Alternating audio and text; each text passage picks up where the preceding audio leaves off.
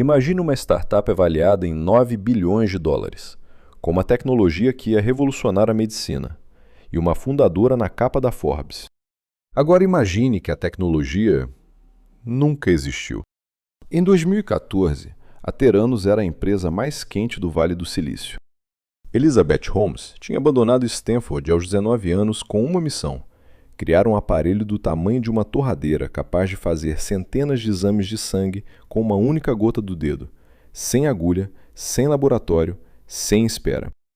Hospitais faziam fila, farmácias assinavam contratos milionários, presidentes queriam tirar foto com ela. O problema é que o aparelho, chamado Edison, não funcionava. Não às vezes, não em alguns casos. Ele simplesmente não funcionava. Os resultados eram instáveis e frequentemente falsos. Pacientes recebiam diagnósticos errados. Alguns foram informados de que tinham HIV, outros câncer. Tudo baseado em dados inventados. Para fingir que o Edison operava, a Theranos usava secretamente máquinas convencionais de laboratório, as mesmas que Holmes dizia ter tornado obsoletas. Era uma startup de tecnologia sem tecnologia.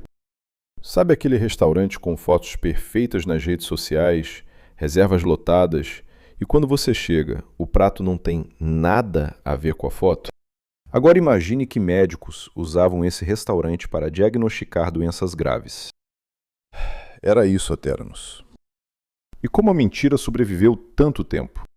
Holmes recrutou um conselho de ex-secretários de Estado, generais e senadores. Pessoas com poder, mas sem nenhum conhecimento técnico em biotecnologia. Ninguém fazia as perguntas certas. Quem questionava era silenciado. Ex-funcionários assinavam acordos draconianos. Advogados ameaçavam. A cultura era de medo absoluto. Quanto mais dinheiro entrava, mais impossível ficava admitir a verdade. Em 2015, um repórter do Wall Street Journal chamado John Carreyrou recebeu uma fonte anônima. Ele começou a puxar o fio. Falou com ex-funcionários. Testou os exames com laboratórios independentes. Os resultados foram perturbadores. Em outubro daquele ano, a matéria veio a público. Holmes foi à TV negar tudo. Mas o fio já tinha sido puxado.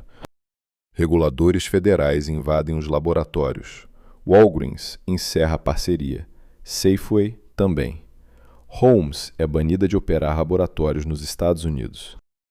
O Departamento de Justiça a indicia por fraude. A Theranos fecha as portas. Os 9 bilhões de dólares evaporados. Mas os números frios escondem histórias reais. Pacientes que tomaram decisões médicas sérias baseadas em exames falsos.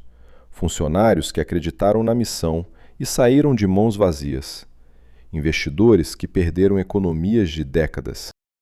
E uma pergunta que ninguém consegue responder com precisão: quantas pessoas foram realmente prejudicadas?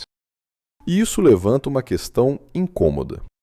Como distinguimos o gênio do charlatão? Holmes não inventou nada, mas soube, melhor do que quase qualquer pessoa no Vale do Silício, como parecer que havia inventado. Ela entendeu que, num certo nível, a percepção importa mais do que a realidade. E esse é um poder muito perigoso nas mãos erradas. Em 2022, Elizabeth Holmes foi condenada a 11 anos de prisão. Mas a lição da Theranos não é sobre ela. É sobre nós. Sobre nossa vontade de acreditar em histórias bonitas. Sobre como confundimos carisma com competência. Sobre como o desejo de ver um milagre pode nos cegar para os sinais mais óbvios. A Theranos durou mais de uma década porque muita gente muito inteligente queria que ela fosse real. E essa, talvez, seja a fraude mais humana de todas.